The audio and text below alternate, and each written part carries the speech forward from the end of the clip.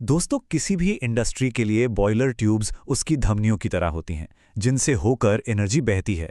पर सोचिए, क्या होगा अगर इन्हीं धमनियों में कुछ जमने लगे। आज हम बात करेंगे स्केल फॉर्मेशन के बारे में।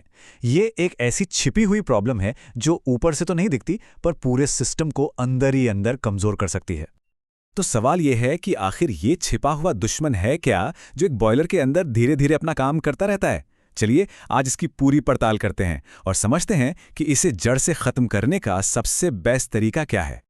देखिए, किसी भी दुश्मन को हराने से पहले उसे समझना बहुत जरूरी है। तो सबसे पहले ये जानते हैं कि आखिर ये स्केल है क्या और ये कैसे एक मामूली सी परत से बढ़कर एक बहुत बड़ा खतरा बन जाता है।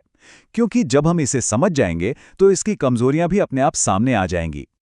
तो ये स्केल होता क्या है? एकदम आसान भाषा में कहें तो ये पानी में घुले हुए मिनरल्स की एक पत्थर जैसी सख्त परत है। अरे बिल्कुल वैसी जैसे हमारे घर में पानी की केतली के अंदर सफेद परत जम जाती है। लेकिन जो चीज इसे खतरनाक बनाती है वो ये है कि ये एक मोटे कंबल मतलब एक इंसुलेटर की तरह काम करती है और इसका काम है गर्मी को रोकना। और एक बॉयलर में गर्मी का रोकना ही सारी मुसीबतों की जड़ है। जरा सोचिए, जब गर्मी ट्यूब्स के आर पार नहीं जा पाएगी तो क्या होगा? सबसे पहले तो ट्यूब का मेटल हद से ज्यादा गर्म होने लगेगा, इतना गर्म कि उसके फटने का खतरा पैदा हो जाएगा। सिर्फ यही नहीं, ये परत पानी के बहाव को भी ब्लॉक करती है और अंदर ही अंदर जंग लगने लगता है, जिससे बॉयलर की जिंदगी कम हो जाती है। और इन सब का सीधा असर पड़ता है परफॉर्मेंस पर। मतलब अब उतना ही काम करने के लिए फ्यूल ज्यादा जलेगा और एफिशिएंसी लगातार घटती जाएगी। तो हाँ, ये समस्या वाकई में बहुत सीरियस है। पर अच्छी बात यह है कि इस जिद्दी दुश्मन को हटाने का एक बहुत ही असरदार इलाज मौजूद है और यहीं पर एंट्री होती है एसिड क्लीनिंग की। ये स्केल को जड़ से खत्म करने का एक प्रोफेशनल और साइंटिफिक तरीका है। अब एसिड क्लीनिंग करने के मोटे तौर पर दो तरीके होते हैं। पहला है फिल एंड सोक। इसमें बस बॉयलर को एसिड से भरकर कुछ देर के लिए छोड़ दिया जाता है, बिल्कुल वैसे ही जैसे हम किसी जिद्दी दाग वाले बर्तन को भिगोकर रखते हैं। और दूसरा, जो कि ज्यादा एडवांस तरीका है, वो है सर्कुलेशन मेथड। इसमें एसिड को लगातार ट्यूब्स के अंदर घुमाया जाता है ताकि वो स्केल पर और भी तेजी से असर करे। इस काम को करने के लिए समझिए कि केमिकल्स का एक पूरा टूल किट होता है। हर तरह के स्केल के लिए एक खास एसिड बना है। कहीं हाइड्रोक्लोरिक एसिड जैसे बहुत स्ट्रॉन्ग एसिड की जरूरत पड़ती है, तो कहीं साइट्रिक एसिड जैसे माइल्ड एसिड से भी काम चल जाता है। और हाँ, सही एसिड को चुनना ही इस पूरे प्रोसेस का सबसे जरूरी हिस्सा है। ये इस बात पर डिपेंड करता है कि स्केल कैसा है और बॉयलर किस मटेरियल का बना है। तो उन दो तरीकों में से जैसा मैंने बताया, सर्कुलेशन मेथड ज्यादा असरदार माना जाता है। तो चलिए अब इसी पर फोकस करते हैं और स्टेप बाय स्टेप समझते हैं कि आखिर प्रोफेशनल्स इस प्रोसेस को पूरी सेफ्टी के साथ कैसे करते हैं। इसका जो बेसिक प्रिंसिपल है वो हमारे शरीर के सर्कुलेटरी सिस्टम जैसा ही है।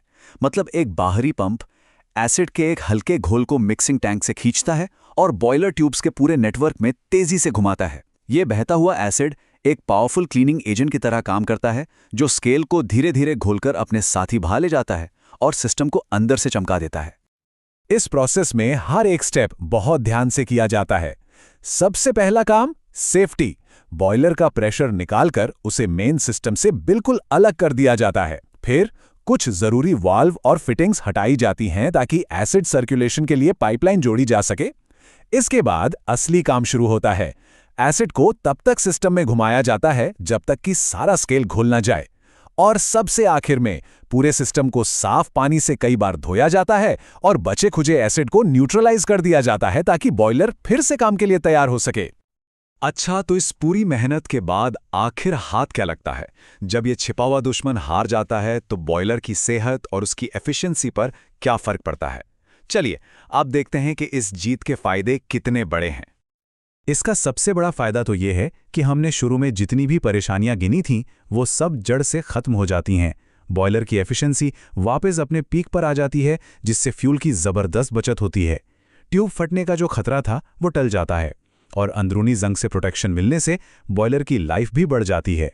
सीधे शब्दों में कहें तो ये बॉयलर के लिए एक तरह का हेल्थ रीसेट है। बॉयलर स्केल की ये कहानी हमें एक बहुत बड़ा सबक सिखाती है। किसी भी कॉम्प्लेक्स सिस्टम में सबसे बड़ा खतरा वो नहीं होता जो सामने दिखता है, बल्कि वो होता है जो चुपचाप अंदर ही अंदर बढ़ता रहता है। ये बात हमें सोचने पर मजबूर करती है, हमारी टेक्नोलॉजी में, हमारे काम में या शायद हमारी अपनी ज़िंदगी में ऐसे और कौन से छिपे हुए दुश्मन हो सकते हैं जो हमारी एफिशिएंसी को धीरे धीरे कम कर रहे हैं। इस पर एक बार सोचिएगा ज़रूर।